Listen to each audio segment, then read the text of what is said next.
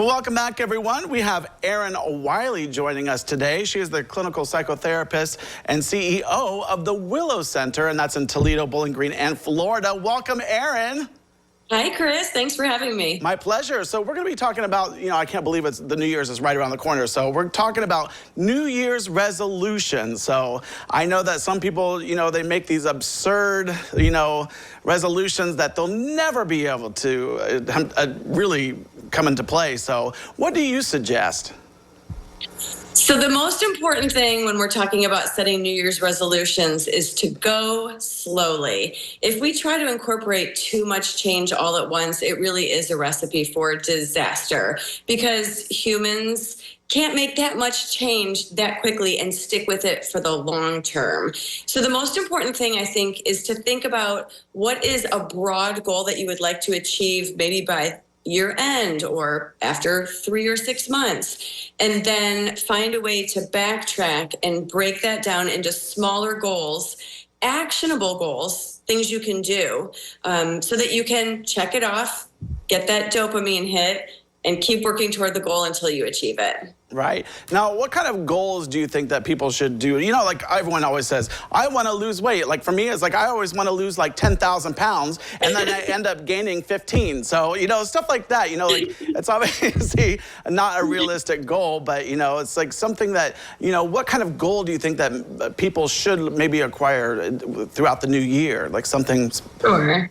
Yeah, I think lots of people have goals for physical fitness. I am guilty. I put it on my New Year's resolution every year on my list. But over the years, what I have done is little things like join a gym or start walking more. And I really do think that's an important point to remember, which is these goals are supposed to help you become a better person over a lifetime. If 1 year you join a gym and you stick with it 6 months, that's so much better than never having set a goal at all or never tried. Physical fitness is something that can accumulate.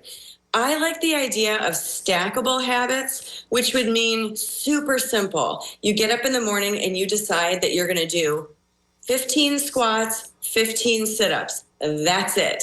It will take you less than 5 minutes. Then once you've developed that habit and you've done it for a couple of weeks, then maybe you double it or you add going for a 10 or 15 minute walk.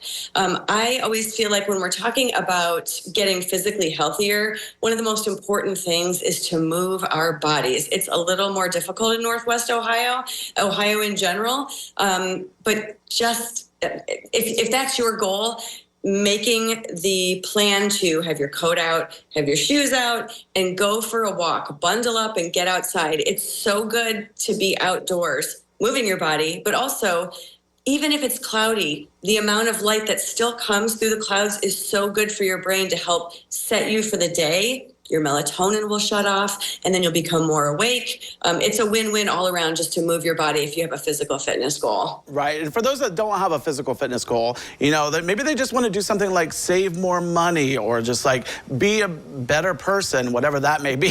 Do you have any recommendations? I like the stackables idea, something slow and steady, something that's going to be achievable. But do you have any hints for people to make a successful year? Absolutely.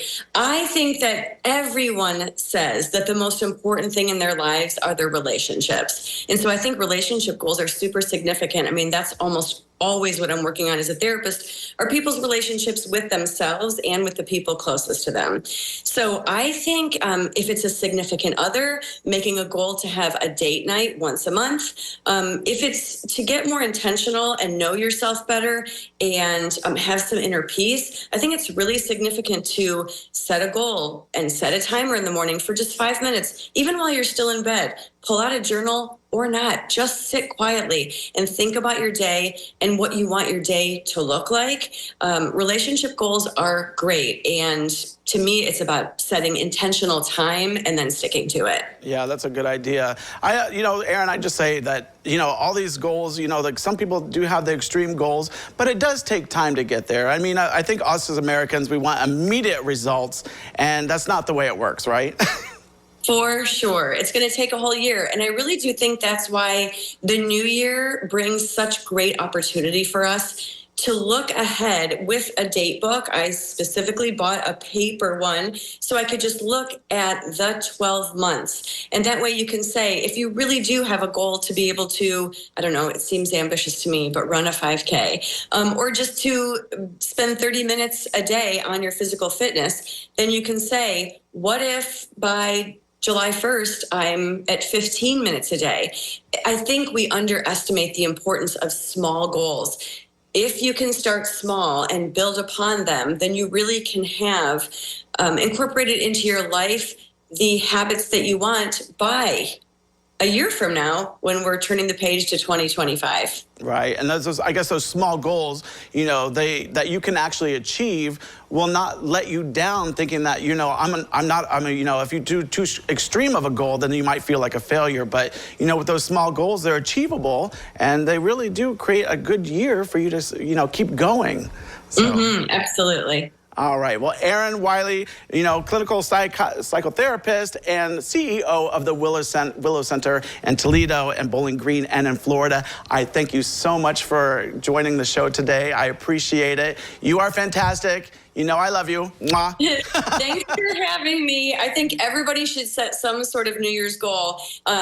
It's great that humans have the capacity to make change and improve their lives, and this is the perfect time of year to do it. That's right. Erin, thank you so much once again. Well, ladies and gentlemen, don't go away because we have more when we return.